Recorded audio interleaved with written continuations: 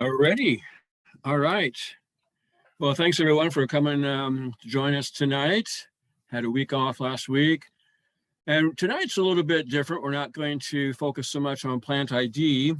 I wanted to throw a couple webinars in that kind of just dealt with some other topics I thought might be of interest to folks.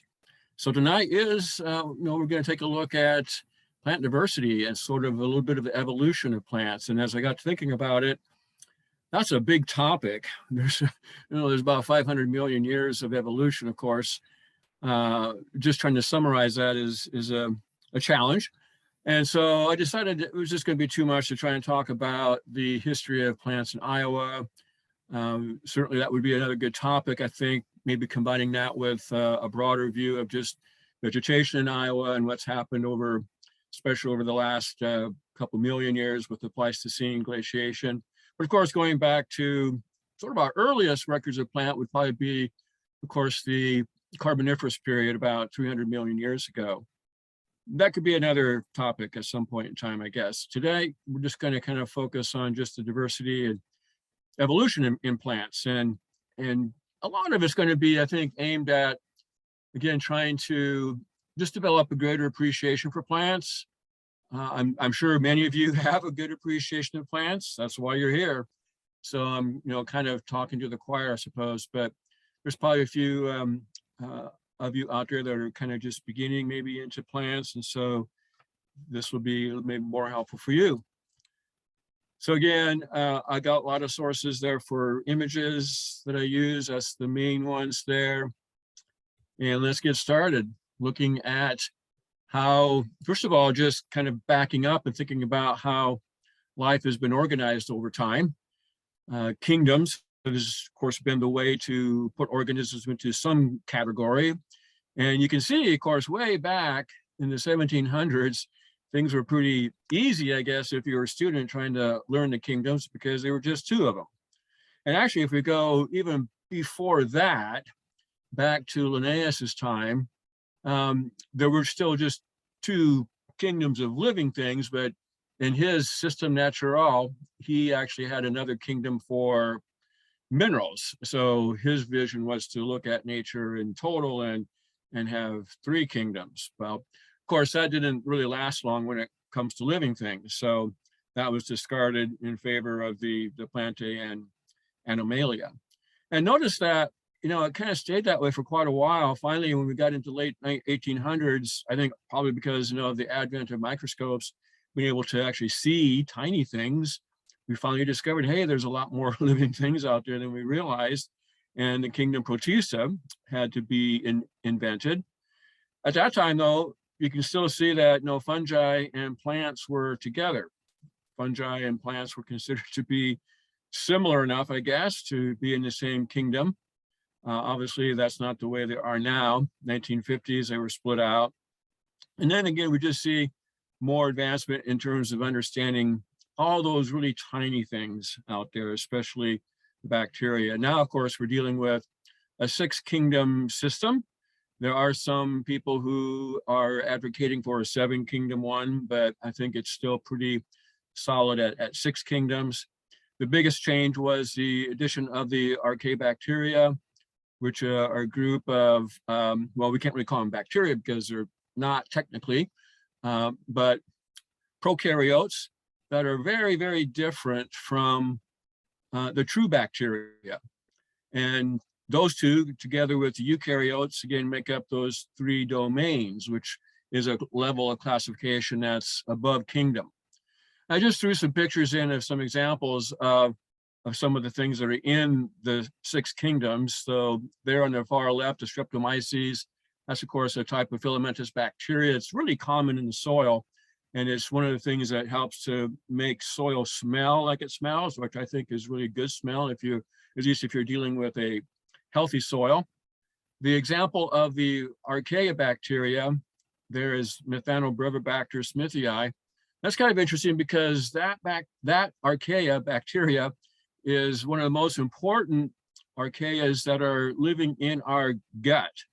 It is very important from the standpoint of digestion of complex sugars. So that's something that is living with you right at this very moment. Then we look at some of the protista, of course, and that includes a lot of things. It's a catch-all kingdom for just a lot of things that basically represent sort of the early stages of either fungi, animals, or plants. The example I have there is some diatoms, also known as the golden or golden brown algae. And then the next one is Cladonia cristatella. That's an image I took at Big Sand Mountain. That's a lichen. So it's actually, one of these organisms that straddles two kingdoms, if you will, kind of a unique thing. Of course, it's the fungi that's the main contributor to what a lichen is. The green algae, that's the bacteria that's living with the fungi, is there to help make food, of course. But it's mainly the fungi that makes up the body. Then we've got a plant there, that's Sullivan's milkweed, and then an animal, Halloween pennant. So if we look at a phylogenetic tree of the kingdoms, the way I like to look at it as a tree, it helps us again appreciate kind of how things all come together. And in particular, when we're focusing on plants, and what we would say is that so plants had their origin undoubtedly down here in the eubacteria, probably with a cyanobacteria. It was, after all, the cyanobacteria that invented photosynthesis. And that characteristic, of course, was passed on to algae in the kingdom Protista here. And in particular, one group of algae, the green algae or chlorophyta, are the ones that clearly are the most similar to plants and clearly are the ancestors of plants. And so that group of algae leads into the kingdom Plantae here. Now, this is a little bit nicer tree. It shows just the kingdom Plantae. And it shows, again, the ancestral green algae down here at the base. And again, showing the kingdom as a large tree of lots of different branches. And the bigger branches mean those are bigger taxonomic levels. We'll talk about some of those, but you can see that there's four main parts on this tree, four main parts that kind of represent big branches. And that first and lowest branch represented here by the seedless non-vascular plants. So these are the things, you can see some examples here, the mosses and liverworts. These are plants that do not have any true vascular tissue, which means that they don't have tissue that's designed to transport water and food, that's specialized at least to do that. Turns out that some mosses actually are able to transport food and water, but not with xylem tissue or phloem tissue, not tissue that's that advanced and specialized. Then we have another bigger group of branches here, the seedless vascular plants. So again, still no seeds. Both of these groups of plants here reproduce simply by producing spores, which are dispersed to the environment. But of course, the big improvement here with the seedless vascular is the invention of vascular tissue, which was really important in helping plants to cope with that terrestrial environment. They had to have some kind of support and had to be able to transport food and water through the plant body if the plant was going to get bigger than just a few centimeters tall. Finally, we get up to another group of branches, the gymnosperms, and here's where we now have seeds. The gymnosperms are vastly different from the other two groups because of the, I'll call it the invention of seeds, which were really important, of course, in terms of dispersal of plants and how plants reproduce. We're going to take a closer look at all of these groups. This is just a way to kind of give you a bigger view of them and kind of where they, again, sit on this, this tree of plants. And finally, of course, the angiosperms, the flowering plants, which do have seeds as well. So like the gymnosperms, they still have the seeds. That was a good invention. They kept that invention, but they invented the flower and the fruit. And that was really important in terms of pollination and, of course, ways of dispersing those seeds. In the gymnosperms, the seeds had to be dispersed primarily by wind, or in some cases by predators who collect seeds to eat and move seeds around in the process of maybe storing seeds, and then perhaps don't eat all of them. And that way some seeds get a chance to grow. But the angiosperms perfected seed dispersal with fruits. Okay, so this slide here is going to tell us a little bit about, again, how this happened in terms of time. We see here is a scale of geological time on the left there. And the breakout of these different groups of plants, some of the ones we just talked about along this line here. So origin of land plants is thought to have occurred about 500 or a little more than 500 million years ago. We know for sure, based on some evidence, that bryophytes were probably colonizing the land a little bit later than that, somewhere around 500 million years ago. And we know this in part because there's some evidence of actually fungi helping bryophytes do that. And so there's good evidence that fungi were a part of plants and assisting plants, as you might say. The mycorrhiza that we have now that represents an association between fungi and plants, that goes back a long, long ways, as you can see. Now we can see here that green algae, again, are the ancestors, but it's not all green algae. There's a particular group of green algae, the Charophyceans, that are the most related to plants. The complex Charophyceans and land plants have a common ancestor right there. And two good examples of these complex Charophyceans are the two that you see pictured there to the left. The top one here is muskgrass or stonegrass or stonewort. It's Chara vulgaris. It's a pretty common submergent algae species that occurs in Iowa and many places. It actually looks something like a plant. As you can see there, it's got this sort of stem-like structure and what look like branches. Of course, they're not really branches, and that's not really a stem, because those two terms would imply that it has vascular tissue, which of course it does not. It is a large or macroscopic algae. But it lives lives submerged in water. So again, it doesn't really need to have vascular tissue. That, and then the one below it here, Coleochaete, again, are both examples of these more complex Charophyceans, the group of green algae that are most closely related to plants. You might ask, well, how do we know that? What are some of the characteristics that show that these two algae were the ancestors, at least were in a group of algae that were the ancestors to plants? And that's the things that you see listed in this little green box here.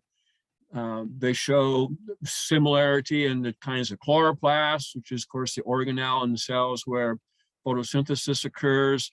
Both have the same types of chlorophylls. The two main chlorophylls that plants have are A and B. Those are also found in those two species. Plants and these algae store starch the same way, and starch is the main storage structure that is used. Both have cellulose in cell walls. Both retain zygotes. Now remember, a zygote is the product of sexual reproduction. When a sperm and an egg cell unite, that's a new baby. And in many of the algae, those zygotes are released to the environment. But in these algae and in plants, those zygotes are retained on the maternal parent. And then this thing called sporopollenin. Sporopollen is a plant compound that has the unique quality of being the most resistant biocompound on Earth. It is the most resistant to any kind of decomposition or disintegration. And sporopollenin is found in the zygote walls of some of these algae. In plants, it's also, it's not found in the zygote, it's found in the spores and found in pollen. But the point is that both these Charophyceans and plants had the chemical wherewithal, had the biochemical synthesis capability to make sporopollen. All right, so again, we see earliest evidence of plants coming onto land. Now, at this point in time, bacteria, fungi, protozoans had already been on land for, well, bacteria probably for almost 1 billion years. So there were living things, of course, on land, but it was difficult, of course, for plants to get to land because of some of their problems. 4 main big problems when plants are going to making this transition from a watery environment, marine environment where the algae were, to a land-based environment would be, of course, the increased desiccation, drying out, increased exposure to UV radiation and damage to cells, the lack of support, again, because in water, the water supports the buoyancy of an organism in water is water provides support. You don't have to have as much structural support if you're something that lives in water. Once you get out of water on land, you don't have that buoyancy effect of water, and so now you have to build more support. And the fourth thing is getting nutrients. In water, nutrients are dissolved in the water and can be absorbed from the water. On land, and there probably were certainly nutrients available, but it was going to be a lot harder to get those. So those were some of the challenges. Now we see evidence that the first vascular plants, the ones that have this vascular tissue and are able now to get bigger, because remember, and we'll see some examples of these, but the bryophytes are tiny. They could colonize the land because they're very, very small. They can't get big because they don't have vascular tissue. They stay very, very small and just absorb things right from the environment. But to be a successful plant, plants had to be able to get bigger. And so that's where vascular tissue is very important. And the first fossils that show vascular tissue about 450 million years ago. The earliest fossil that indicates vascular tissue is this plant called Sonia that it dates to about 427 million years ago. Now, at this time, Iowa was certainly had some land, but you remember the geological history of Iowa is that during this whole time period through here, from 500 million years ago through 200 million years ago, there were a lot of marine environments that were coming and going in Iowa. And so, yeah, we did have brief periods of time, tens of millions of years when the marine environment was gone and there was land, but then the marine environments came back. So we have not found any fossils, that old in Iowa. But Cooksonia, which is a picture of it right here, very simple looking plant. Now that's actually a model. Of course, that's not the real thing. Of course, it was a model that was constructed from fossils. That's a model that's at the Royal Botanical Kew Gardens. But it's a nice way of, again, envisioning what this plant must have looked like. Very small, about 5 centimeters in height. That's all the bigger it could get at that point in time, and very simple. There is vascular tissue, but there's no leaves there at all. It's just a photosynthetic stem. And it's producing some structures here. We'll call them sporangia because that's what they are. Sporangia are structures that produce spores.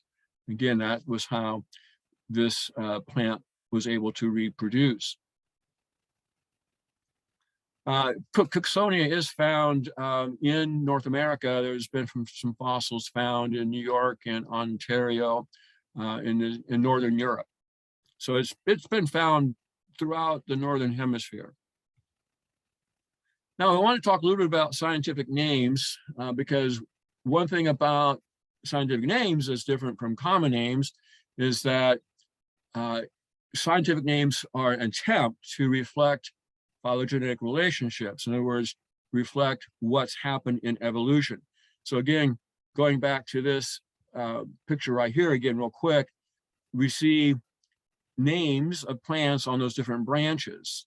The idea again is scientific names are designed to show evolutionary connections among plants, to show again a single branch. For example, the Euphorbs here is a particular branch that has some of the plants in Euphorbiaceae. So they all have a common ancestor at some point back on this branch. So that's what I mean by phylogenetic relationships. Scientific names are designed to do that, and that's what nomenclature is a system of giving and assigning and using those names. That's different from common names, of course. Common names, there's no attempt to do that. So the first scientific names that were actually used by scientists, and this predates Linnaeus, were names that I'm glad we got rid of a long time ago, because they were called multinomials. This is an example of a name for a buttercup right here.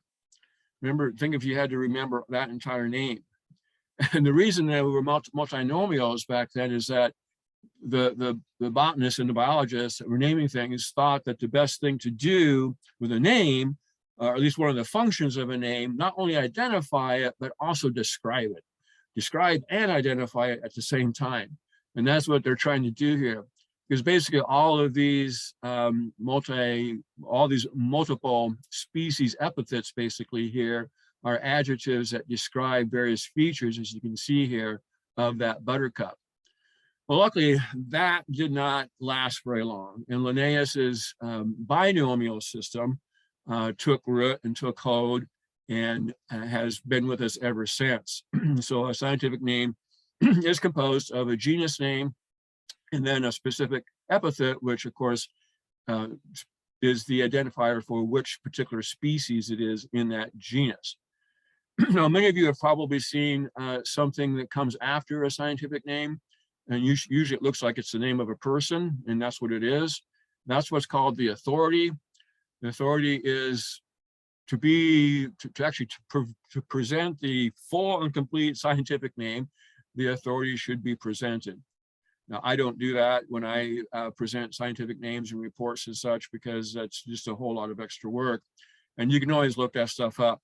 But the authority is a way of tracking what botanist perhaps discovered the plant, what botanist was involved in naming the plant.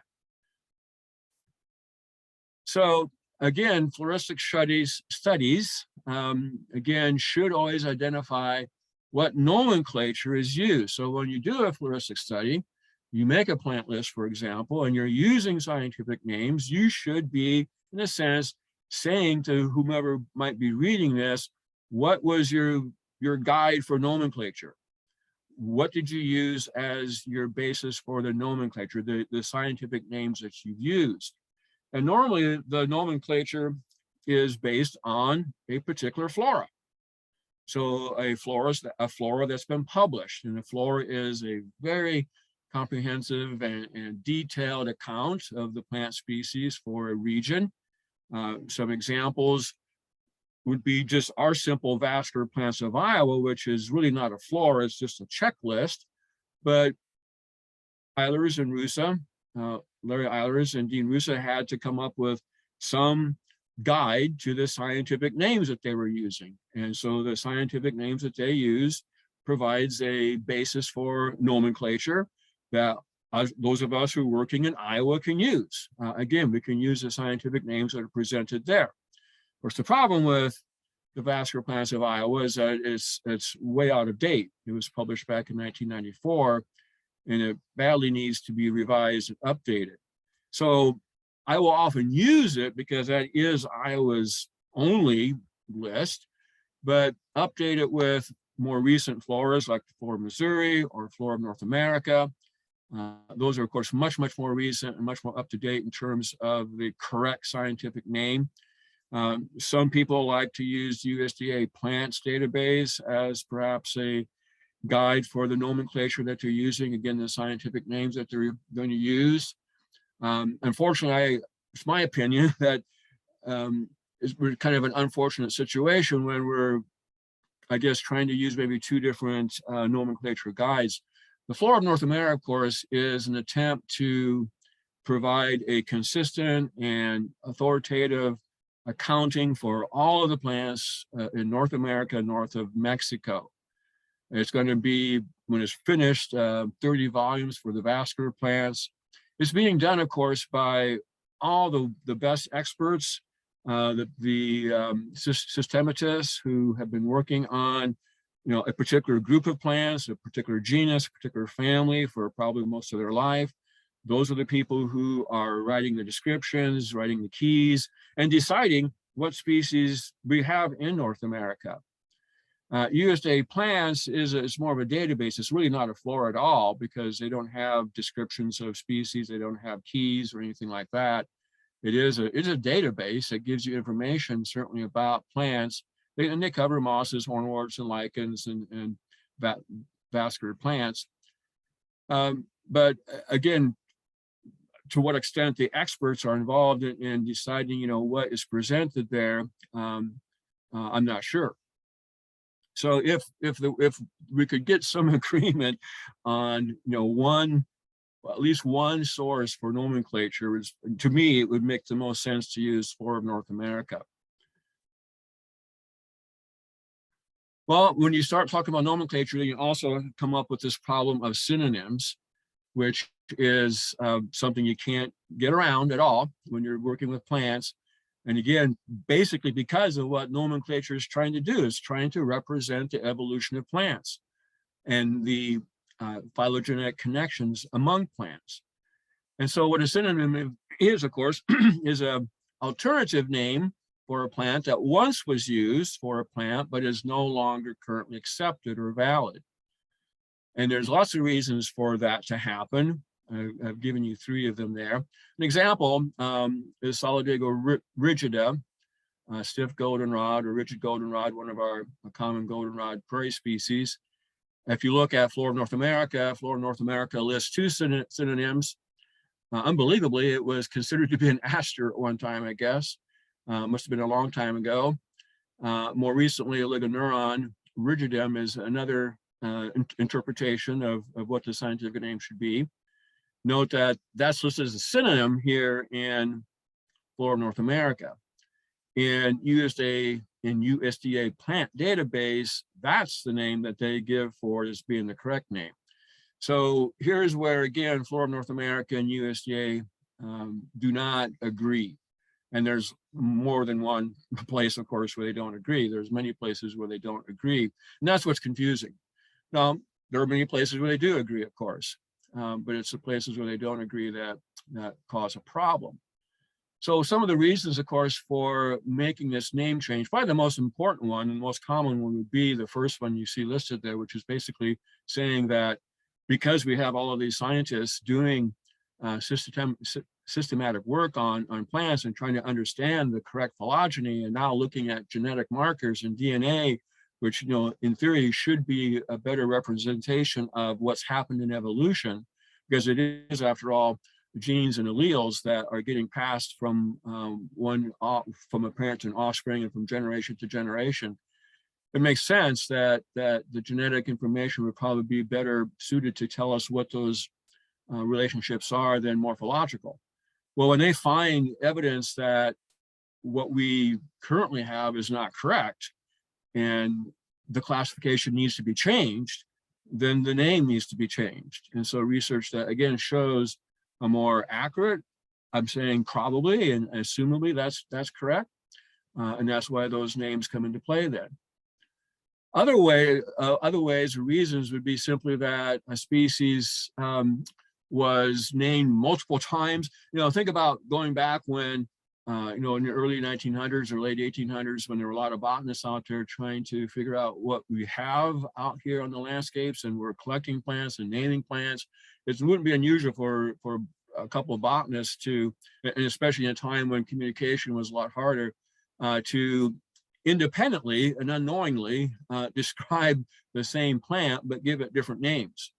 And so when that's discovered to have happened, then we have to go to the ICBN rules, International Code of Botanical Nomenclature, and follow their rules, which are very well stated in terms of how naming has to be done, and apply the correct name, which is usually the first name. Sometimes, again, a name is discovered to be illegitimate, which just simply means that it did not follow those rules. Somewhere along the line, some rules were broken, and so, again, the name has to be changed because of that reason. I want to just mention ITIS, Integrated Taxonomic Information System. It is another good database out there online that can help you kind of sort things out with respect to names. That's its goal, is to provide a database of what they say again as currently accepted names. It's got animals, plants. I'm not sure if it's got fungi or not. It says there. But here's an example. Since we had Richard Goldenrod up there, I went in and I put Richard Goldenrod into the database there, and you see Solidago rigid up there at the top. But this is saying that, okay, it's in the kingdom Plantae, we knew that. Here's a synonym for it, Ligoneuron rigidum. They don't find that other synonym that Flora of North America found. They give a common name for it. They say current standing, the name that you see at the top there, Solidago rigida, is the currently accepted correct name for it, not not the one that USDA Plants has. Then it gives all the different taxonomic taxons, the different classes and kingdoms and divisions and orders and everything that the plant belongs to there. Also, who the expert is and where this information is, what this information is based on. John Semple is the systematist who did the work on Solidagos for Flora of North America. So he is the expert. All right, maybe it's time for a quick break. And we'll do that here, take about a 4 or 5 minute break, and then we'll come back and we're going to take a quick run through the plant kingdom. All right. I guess I could answer some questions if you want to do that, Lance. Yeah, we do have a few. The first one is that why a lot of old botanists collected and studied fungi as well? I think that was referring to the classification early on. Did botanists collect fungi? Yeah, and studied fungi. Yeah, I think probably did. That was certainly true, because in the old botany textbooks, fungi and plants are together, and even in some of the newer botany textbooks, there still is at least some difference given to fungi, although they are, of course, declared to be in a different kingdom. But sort of from tradition, I guess, they sometimes talk about them at least a little bit. There's not a whole lot that they share in common, other than that they don't move, I guess, for the most part. But certainly, I think, back in the late 1800s, early 1900s, botanists were probably looking at both fungi and plants. Okay. Some sources provide only the authority and some also give the date. What is the history and current practice on dates? The dates for the authorities? Yeah. I guess I'm not quite sure what the question is asking there with the dates. If there's dates given. Tom, it's Lee Searles. I asked that question. Yes, sometimes you'll see the authority and then the date that the authority gave that particular binomial to the species. I see that in some botany works, but it doesn't seem to be a very popular thing to do these days. No, I don't see dates very much. I mean, when you look at Flora North America or any floras, I don't ever see any dates, I don't think, on any of the authorities. I mean, maybe, some situations, someone puts a date in there, I suppose, for when probably what would happen is when there was a change done. So the authority can be kind of complex, because it can represent an update that someone did to improve or to make a change from what had been done by somebody else. So when you see some names in parentheses, those are updated name changes by somebody. The name that comes after the parenthesis then is the person who gets credit for the original first time naming of the plant. So I suppose maybe if there's a date, maybe they might show the date for when the update occurred, perhaps. But normally you don't see dates at all, really. I don't think much at all. Okay. And then Lee also asked, the flora of Missouri often avoids more recent nomenclatural changes.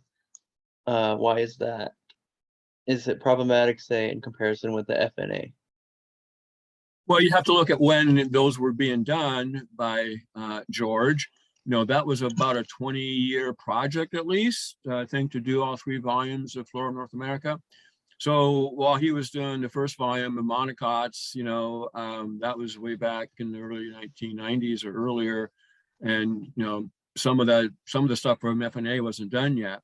You know, each person who does a flora has to make decisions about who they're going to use, who the experts are, what they're going to base their nomenclature on. Most of the time, you know, they don't have the necessary expertise on every plant, of course, to know what the best classification would be. So they rely on scientific work that's been done by others.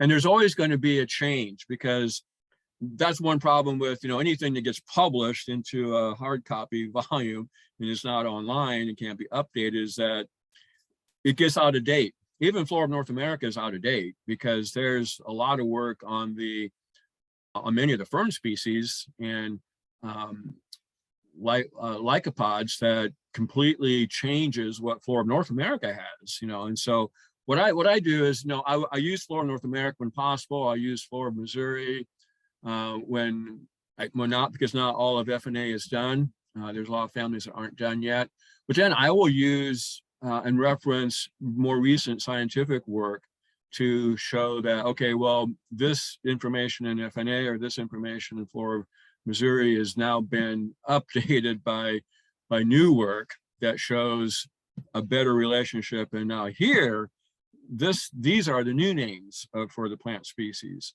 that we're going to use. A good example of that is some recent work that's been done on Stachy's. That work is not reflected in Flora Missouri completely, but it is reflected in Flora Michigan. Obviously, the more recent flora you can use, the better.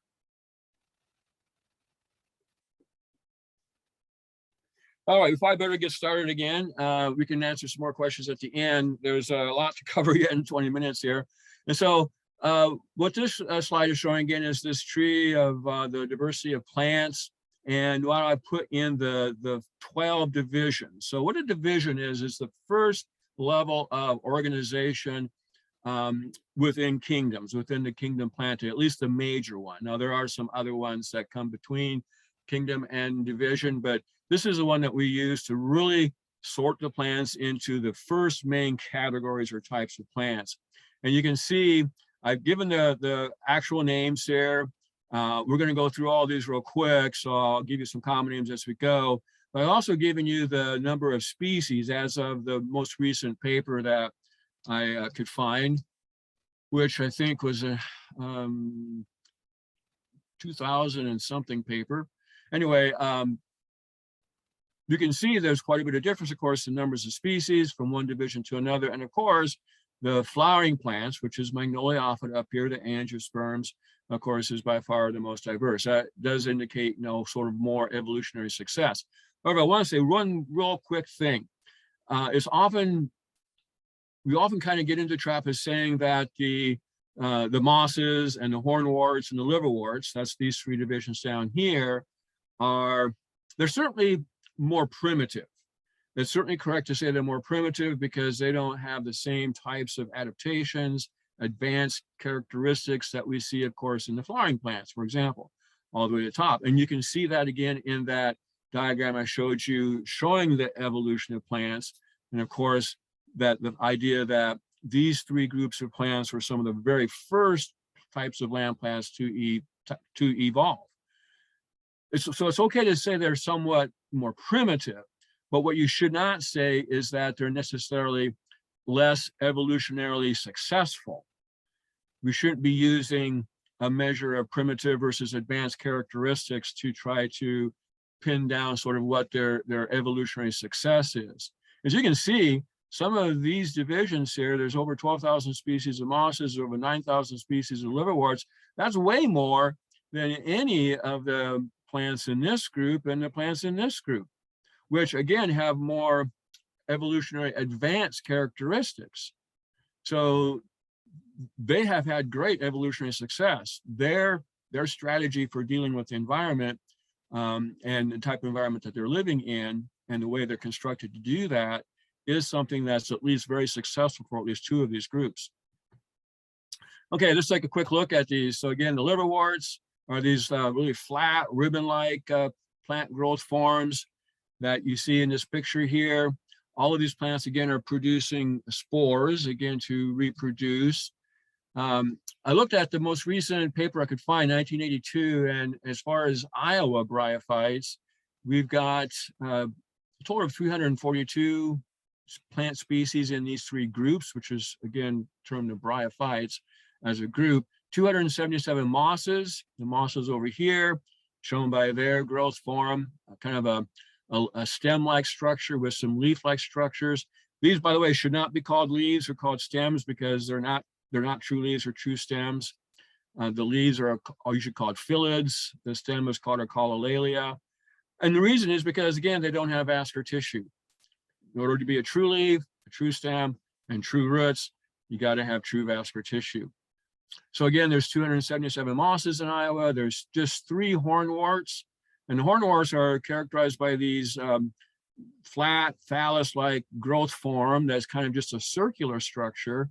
And then the spore-producing structures are these very tall, horn-like projections that come up off of the phallus down here. The thing about mosses that makes them different, of course, is they produce spores in these little capsules that we see here that spring up from the plant.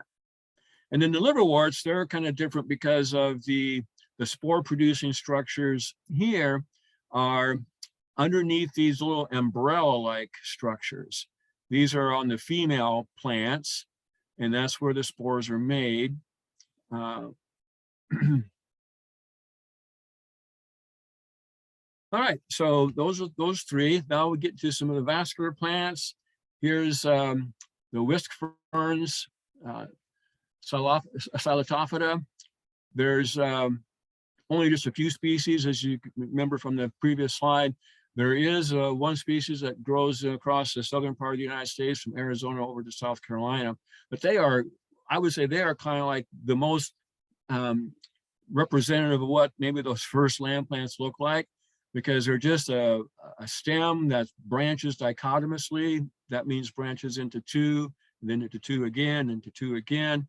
They do have tiny little leaves. Well, excuse me, they're not true leaves. They have little leaf-like structures called enations, these little things right here. Otherwise, they don't have leaves, and they don't even have true roots. They do have a true stem, but they don't have true roots or true leaves. They produce spores in these little capsule-like things you see right here. And then a little more advanced would be the lycopods.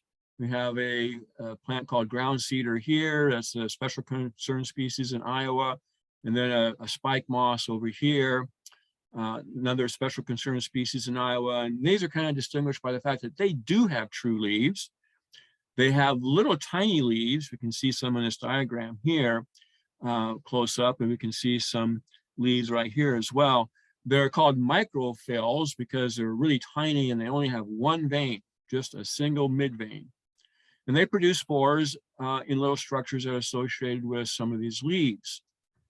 Then we go on to the horsetails, which many of you are familiar with. This is a smooth horsetail here, and here's a field horsetail, 2 common species. Not very many species here, of course. There's only 7 horsetail species in Iowa, and there's only about 20 species in the world. So again, they are not very successful when it comes to the number of species, at least. They're kind of, again, what's called a living fossil because some of the more successful plants that were present a couple 100 million years ago were larger versions of these. And we can find evidence of that, of course, with fossils. They have a jointed stem. They have some sheaths here that are joined. And of course, they have this structure at the very top where all the spores are made, more of a compact structure. And then finally, the ferns. There's 46 species of ferns in Iowa. They're recognized again by having these really large, in most cases, large leaves. We call them fronds. And of course, depending upon the species, many species, the spores, again, these are still spore-producing plants, are produced on little tiny structures that are on the underside of these leaves. So these little structures right here are producing spores. In some of the ferns, the spore producing structures are on sort of a separate section of the leaf that really doesn't have any photosynthetic function. Instead, it just has the reproductive function. This part of this rattlesnake fern leaf, this is all one leaf of rattlesnake fern here, but one part of that leaf is this part right here that you see right here is producing spores. Again, these are little structures called sporangia. Then the gymnosperms, cycads. There's only one species of cycad that grows in the United States, down in Florida, this one right here. Cycads are recognized by these short little trunks and then these big compound and palm-like leaves that come from the top of those little trunks. And they produce a cone-like structure. So again, what we see with gymnosperms is now the production of seeds. All of these plants now have figured out how to make a seed. And that's what a cone is for. Cones are places where plants in this group make seeds, except for the ginkgo. They make a seed that's really not in a cone at all. It's just kind of out there all by itself. That's this structure right here. It's tempting to call that a fruit, but you would terribly wrong if you do that. It's definitely not a fruit, because in order to have a fruit, you have to have a flower. And there's never any flowers on ginkgos. They have these characteristic fan-shaped leaves. And remember, there's only one species, Ginkgo biloba, that's representative in that entire division. And then the next type of division or class of, or excuse me, the next division of gymnosperms is the neophytes.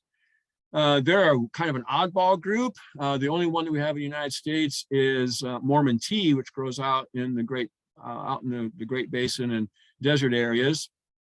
It kind of looks a lot like horsetail a little bit because of sort of the jointed stems that it has. But they produce really strange looking cones that start to take a little bit of resemblance to flowers.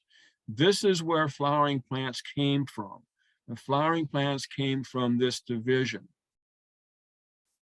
The division that's more important to us, though, in the gymnosperms, of course, is the Pinophyta, which again includes all of the evergreen and cone producing trees that you see here. For example, two real common ones in Iowa. Well, not white pine isn't real common. It's common because it's planted all over the place, but it's native only to the northeastern part of the state.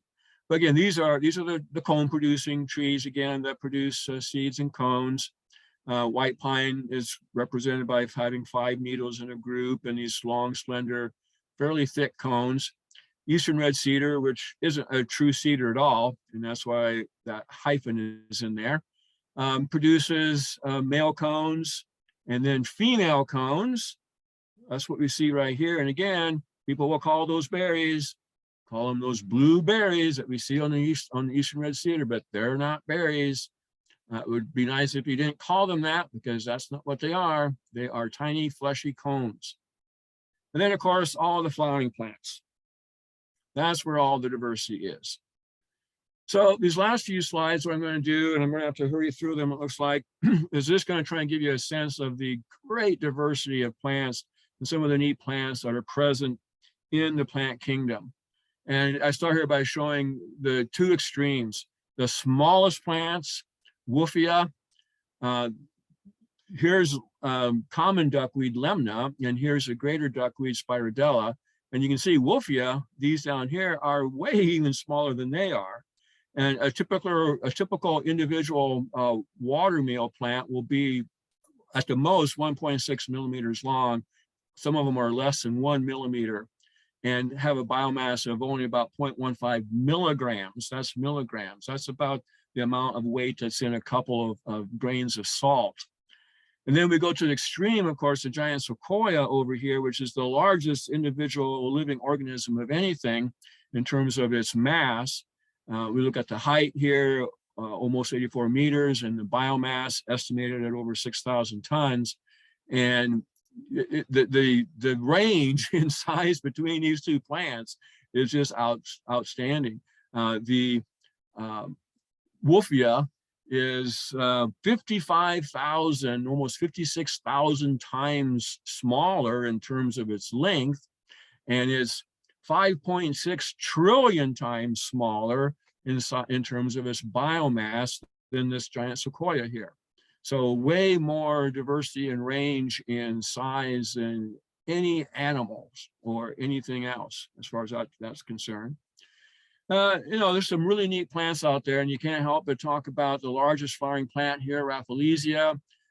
We see right here that I'm sure you probably heard of before. These flowers are up to a meter in diameter, 3 feet in diameter or so. One of the most, and if that's not fascinating enough, of course, the size of this flower. And by the way, this is a picture taken sort of down inside the flower looking out. And so that's the perspective you got here, is that these plants are, they live totally, their vegetative body lives totally within the stem tissue of this host vine. They are what's called a parasitic, an endoparasite. They exist basically as just filaments, sort of like fungi, that grow inside the stem tissue of this plant tetrastigma, which is a common vine, again, in the jungles of Borneo where this plant grows. And so you don't even see the plant until it flowers, and a flower erupts from the vine here. Here's a portion of this host vine here, this stem. It has some similarity. It's not in the same family. It has some similarity with an interesting plant we have in Iowa, the skunk cabbage, in that, like the skunk cabbage, it is a thermogenic plant. It is able to produce heat through respiration. In skunk cabbage, we know that they're capable of increasing the temperature in their immediate environment, especially inside this chamber here where the flowers are, by about 30 degrees. That's a significant increase in temperature from the outside abiotic environment. And I think, you know, here we kind of ascribe that as an adaptation that might help the skunk cabbage, you know, really bloom early. It can in fact melt its way through snow as it's producing these heat and be emerging from a 2 to 3 inch layer of snow and being able to bloom while there's still snow on the ground. Now, whether that's a smart thing to do, you have to kind of think in terms of, well, how many insects are there going to be around when there's still snow on the ground? I think that, that's probably a feature that it's found to be useful to increase its time frame in terms of when reproduction occurs. Probably the real reason it's thermogenic is the same reason that Rafflesia is. Rafflesia doesn't have to increase the temperature, for any reason in terms of, again, snow or anything like that. The reason these plants are increasing the temperature is to make the compounds that they're emitting to attract insects to volatilize them.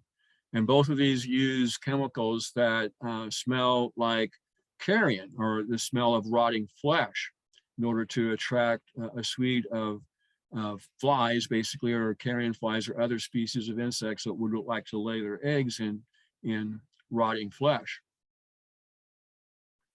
Now, you can't, I guess, talk about plants without talking about the largest flowering inflorescence structure. Now, so again, this is not the largest flower. Rafflesia is the largest flower because that was a single flower we were looking at. Now we're looking at an inflorescence. So this inflorescence of the Titum arum is, again, it's in same family as Jack in the Pulpit, and same family as skunk cabbage. It produces a huge inflorescence, though, upwards of 3 meters tall. Here's a picture of it with a person standing near it. And here's a diagram of kind of what's happening here. You have this, as in all Araceae species, have this structure called a spadix, where the actual flowers are located. And in Titum arum, male and female flowers are located at the base of that spadix, right down in here. The rest of the spadix is what makes the inflorescence so huge and so tall. It's the tallest part of the flowering structure. Remember, inflorescence is a group of flowers. When we say inflorescence, we're talking about the structure that provides the arrangement and organization of all of the flowers that are on one plant. So again, there's lots and lots and lots of individual flowers at the base of this spadix. The individual flowers here are very small. It's the inflorescence that's gigantic. It produces this large spathe. Again, the same structure that we see right here on the skunk cabbage, but again, much, much larger. The spathe is something to help attract pollinators, and it's also probably something to, again, help keep the area inside here where the plant is, again, warming things up. This plant, again, is going to be thermogenic, and it's going to increase the temperature. That is a function of the spadix in particular, and so that might be one reason why the spadix is so large, is that its function is to provide the increase in temperature. Now, this plant has a complex life cycle. It grows or kind of lives underground as a corm, which is a large kind of basal stem structure. And sometimes during its life, it's going to be producing an inflorescence from that corm, and it's going to look like this. Then other times during its life, it just produces one gigantic leaf. It also has the honor of having the largest leaf of any plant. This all you see right here is one leaf. It comes from that corm. It has a gigantic petiole here, and it's divided into 3 rachi, or segments of the leaf, and then those are divided further into a large compound leaf. This whole thing can be about 15 feet tall. All right, this next plant we see here has something in common with Rafflesia.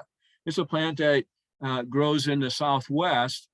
You would never find it, you would never see it, you would never know you're walking by it unless it happens to be in flower, because again, this is an endoparasite. Thurber's stem sucker is a plant that it's the vegetative part of the plant only occurs inside the stem tissue of indigo bush, legume species. And again, the only reason that you would know that the plant is there is because when it flowers.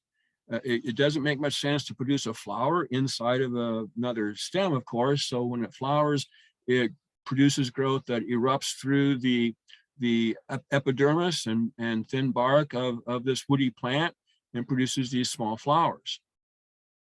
So it's an endoparasite, completely dependent upon the tissue, the phloem, food reserves of its host plant. Again, the same thing that Rafflesia does.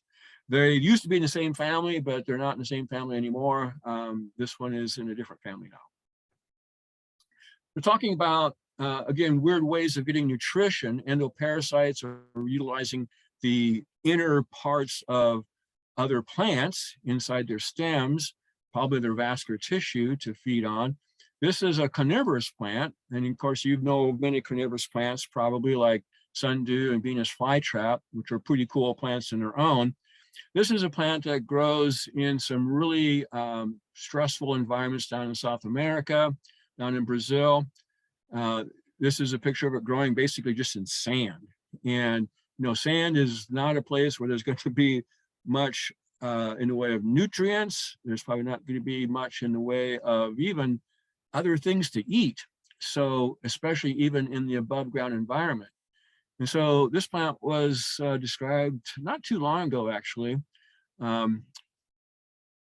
Its name, again, is Falcoxy menensis. Here's a picture of it growing out in this habitat. Here's a picture of a plant that was collected, and it's real basic small plant.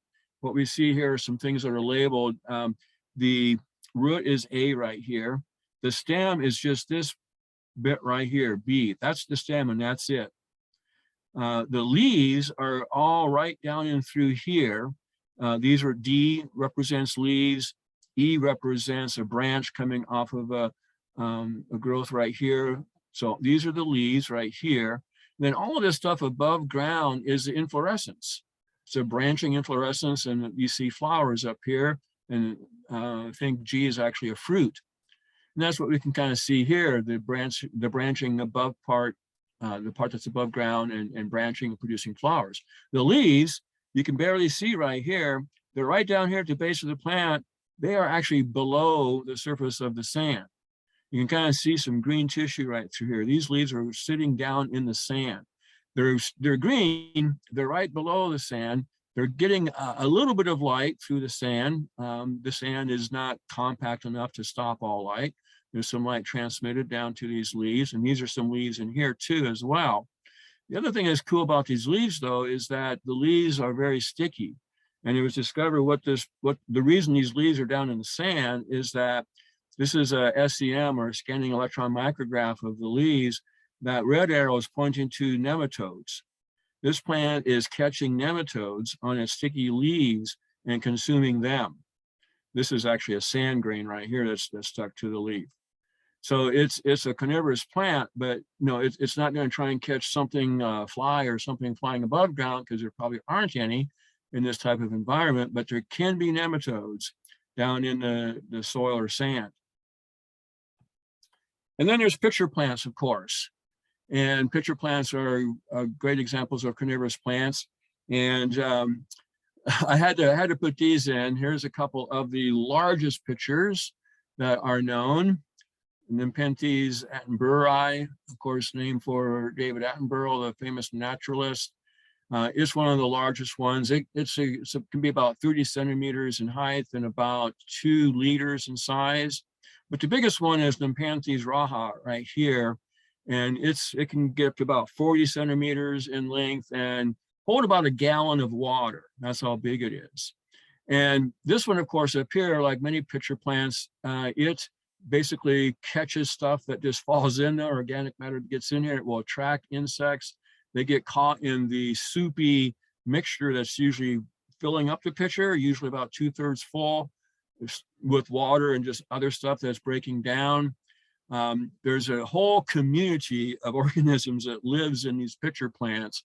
They actually have a name for it. It's the Nepenthe biotes. So Nepenthe biotes. These are animals, usually insects, that really actually require, the only place they're found is in the soupy mixture of the pitcher plant.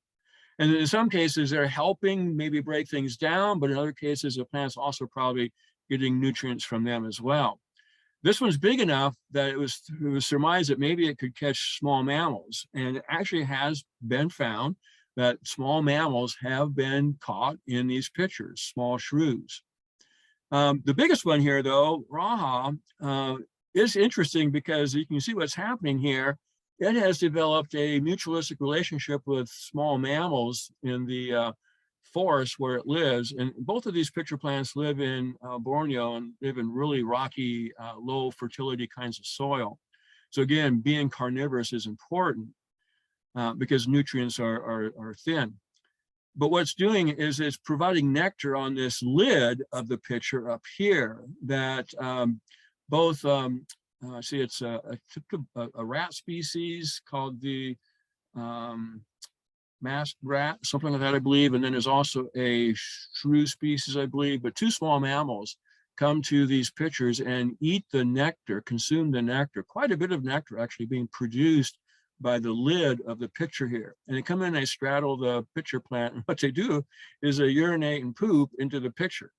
And so that's the advantage that the pitcher plant's getting, is that it's getting organic matter that way rather than something that's living.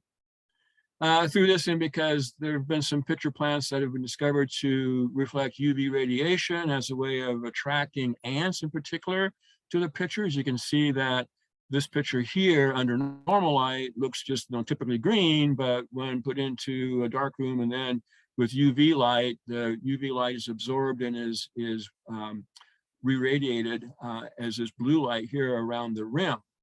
And you can see again that rim of UV reflectance around the rim, which apparently is very useful in attracting ants, because they did a study here and they put some acetone on this rim of some plants, and that would negate the ability for UV light to be reflected or to be emitted from this tissue. And those pitchers caught far fewer, way less insects than pictures that hadn't had that done to them, that were normal and had this UV light.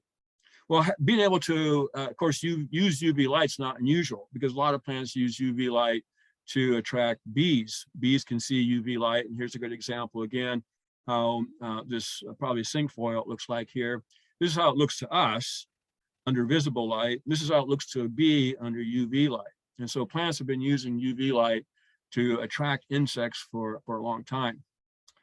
This last, not the last one, but this is a study I wanted to throw out real quick because this is a really interesting study that was published not too long ago, where these researchers found that this evening primrose here is able to respond to the vibrations that pollinators are making, the sound waves produced by buzzing bees.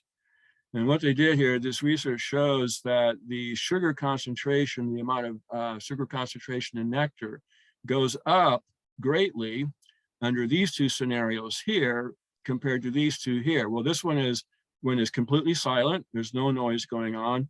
And this is a high frequency sound being used. And again, no change really, nothing happening there. But when a bee, the vibrations that the sound waves that a bee makes, or other low frequency vibrations, which would imitate the bee, that's what they're doing here, using a mechanical way to manufacture the same sound waves that a bee makes. You can see that there's a significant increase in the amount of nectar that the plant's producing. They think what's happening is somehow the flower, and they could actually see this, somehow the flower is sensing the sound waves. They could actually see some vibration in the petals of the flowers as bees were coming in, or as the low frequency vibration was being used. So that's pretty cool. And then finally, well, I guess not quite finally, I got 2 more slides. Do you want me to just keep going? Yeah, We're going to go over. Fine It'll probably be about 15 after before I get done. I can get through these last 2 slides pretty quickly. I threw this in because these are mycoheterotrophic plants, and these are, again, are really cool plants. This is another way that plants can be heterotrophs, but not be an endoparasite, like Rafflesia and the other plant we looked at. This one here, I put in Thismia neptunus because this plant was first discovered way back in 1866 in Borneo and was described. And then it had not been seen for 150 years. It was rediscovered in Borneo in 2017 after about 150 years. Now, I don't know if people were not looking for it or what, but it had not been seen for 150 years. And part of the reason may be is because it's a mycoheterotroph. And so it lives underground as a, well, we don't always know for sure exactly as what, but probably as some tissue, maybe root-like tissue, maybe rhizome-like tissue that is underground and has connections to mycorrhizae fungi. So it has connections to fungi. And that's how it is getting its nourishment, through the fungi that it's connected to. It only comes above ground, only makes itself known by, again, flowering. And that's what we see here coming above ground. It's a very weird looking flower. You can see it produces sort of a white stalk. It has no chlorophyll. It has no capacity to make chlorophyll. Most of these parasites, like Rafflesia, for example, in this species, have totally lost the ability to make chlorophyll. And so it has this sort of white stalk, and then it is weird looking flower with these 3 antennae that come up off of the perianth, I guess, probably here. Strange looking flower. Probably the reason it has its scientific name, species epithet of Neptunus. It looks something like from outer space. And this other plant here, now we don't have to go to Borneo to see a mycoheterotroph, of course. We've got heterotrophs right here in Iowa, like this one here, autumn coral root, and like Indian pipe. They're mycoheterotrophs too. Again, what they're doing is kind of shown in this diagram right down here really nicely. So here's Indian pipe right here, and here's some other plant. This could be an orchid. It shows the 2 different strategies here. And in this case, what's happening is this plant, again, whatever underground tissue it has, and that's the plant right there. subterranean. It has, again, connections to its roots with fungi that also have connections to a living plant like this tree.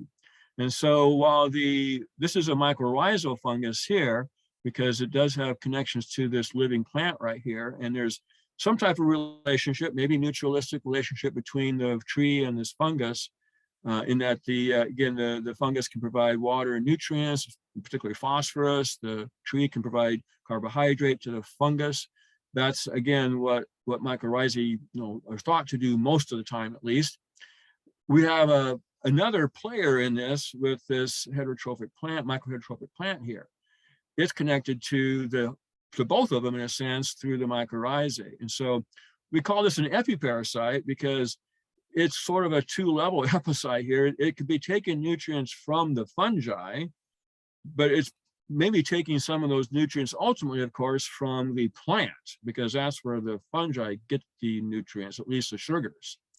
Or it could be a situation where the fungi is a saprophytic fungi. It's just decomposing organic matter. It's not connected to a plant. And so again, it's getting organic matter by decomposing organic matter like many fungi do, and the microheterotrophic plant is robbing those nutrients that way. All right, and then lastly, a couple of cool plants here. This is a moss that grows in the darkest of caves, and it's able to grow there because it's able to really concentrate light into its chloroplast and get by on just the least amount of light possible. It is Schistostega pinnata is the name of it. Luminous moss, or goblin's gold is another common name for it. And here we see the iridescence, the green reflectivity that's happening in this cave where it lives here. Now the explanation here is a little bit complicated because moss, what I didn't tell you is moss have sort of two growth phases. When a moss germinates from a spore, it first grows as sort of a filamentous structure, like these pictures here, sort of like a filamentous algae, which of course is what plants came from. And it's in this filamentous growth stage here called a protonema that these specialized cells here occur, in which there's sort of a lens-shaped structure to the covering of the cells that we see in this protonema, which again is this early growth stage of a moss. And you can kind of see what happens here, drawn in this picture. It focuses light onto a section of a cell where the chloroplast cluster in order to receive the most amount of light. And the actual place where the light is most concentrated is going to vary somewhat depending upon light conditions and orientation of these cells. And these chloroplasts can actually move around within this cell and get into the place where there's the most light. The reason we see it sort of fluorescing, you might say here, is because the plant is reflecting green light. It's absorbing blue lights and red lights. It's reflecting green light. And because of the reflection and because of this lens, it kind of has this fluorescent look to it. And then there's a plant over here. Does anyone see where it's at? This last one? There's a dried up plant right there. But did you see that plant right there? That's a plant right there. That is a little bit bigger picture of that plant, which is lithops, a species of lithops or living stone. This grows in the driest of deserts in South Africa, in Namibia. And it's a really cool plant. And actually, you can get these plants online. You can grow them in flower plots. Usually greenhouses have some. Here's kind of what it looks like in terms of a sort of a diagram. Almost everything is below ground, as you can see. Only the very top part of these two leaves. The plant is composed just really of just two large succulent leaves that are connected to basically the top of the root system. There really is no stem really here. And these two fleshy leaves have transparent tissue up here at the top that is essentially functions as a window to let light in. And chlorophyllous tissue, photosynthetic tissue, is along the margins of these leaves. The center of these big leaves is basically succulent tissue that's used for storing water, because this grows in a really, really dry place. Another kind of look at what those two leaves looks like is kind of shown here. The green chlorophyllous tissue here along the edge of both these leaves, the succulent tissue in through here. They, as you look at these, they look like they almost look like a rock, and they camouflage well with their surrounding rocks. You know they're flowers, excuse me, you know they're plants though, when you see them make flowers. So some more cool plants, and that's it. My last slide here is, what do you think this picture is? What does this picture show? The correct answer, a lot of plants are just as interesting and as cool as the animals. All right, well, I guess we can take a few questions if there's time. Thanks for coming if you have to leave. I think, okay, so a while ago, Sean had asked a clarifying question for flora. So I think he means when you're talking like flora of Iowa, what exactly is that? Well, we don't have a true flora of Iowa, as I said. What we have there is a checklist of vascular plants of Iowa. So that book that you saw in that slide, I can go back to it, I guess, real quick, is just a checklist. It's not a true flora because it doesn't have descriptions. A true flora has a comprehensive systematic account of plant species, and that means it's got descriptions of every single plant species, thorough, detailed plant descriptions. It's a lot of plant, a lot of plant terminology, of course, in there, but everything is described. The flowers are described in detail. The vegetative parts are described in detail.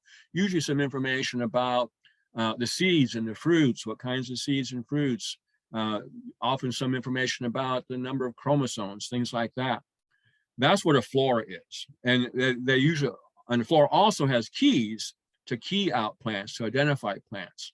That's what these two books have, floras. The Vascular Plants of Iowa, which you can still, well, I don't know if you can still buy this book. It's also found online, University of Iowa Press. It's not a true flora. It's just a list of plants. But it's all we've got. It's a list of the vascular plants that Larry Eilers and Dean Rusev found to be present in Iowa in 1994. So we can use this as a guide to the names, the correct names to use for plants you find in Iowa. That's what its original purpose was back in 1994. As I said, it's not functioning very well anymore because it's way out of date. Most of the names, many of the names in Eilers and Rosa here are out of date. They've been replaced by new names. And the other thing that's out of date is that a lot more plants are now known to be in Iowa that aren't in that book. Many of them actually native plants, a lot of them, of course, non-native plants. Does that explain it? Yep. And then someone asked, is Jack in the Pulpit a pitcher plant or not? Is Jack in the Pulpit a pitcher plant? No. Yeah. So Jack in the Pulpit is a plant that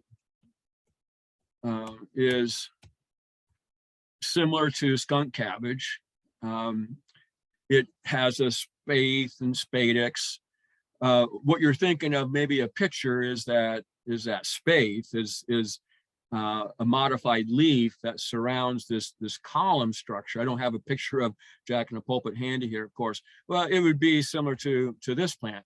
So Jack in the Pulpit is sort of like this, except it's not nearly this big. It has a modified leaf that forms a spathe. It actually comes up and covers up the top of the spadix. In Jack in the Pulpit, the spadix is not this big, of course. Everything's much smaller. But Jack in the Pulpit has a spadix, and it has it depends. Jack in the Pulpit has usually just one type of flower, either male flowers or female flowers. And actually plants can actually change sex depending upon their size. So plants are usually male earlier in their life, and then as they get bigger and more robust and have bigger root systems capable of acquiring more nutrients, they change to being a female plant. But nonetheless, again, those flowers are on the bottom of the spadix, and then The spathe is that leaf-like part that comes up and comes up over top of the spadix.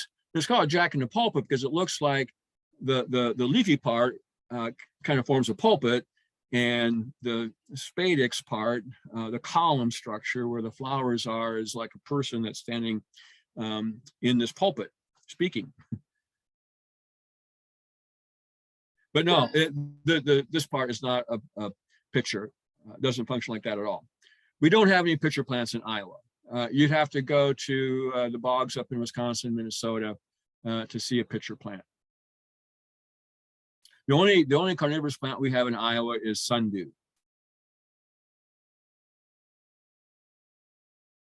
Okay, I think I got all the questions. If I missed anything, feel free to email me and I can forward it on to Tom. But thanks everybody for joining, and thank you, Tom. We'll be back next week with willow identification. Willows, oh boy, that's going to be lots of fun. Yeah, okay, it's going to be, it won't be as many species as in some other groups. That's the redeeming factor.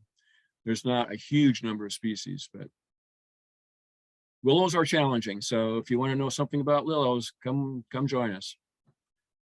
See you next week. Thanks. Bye.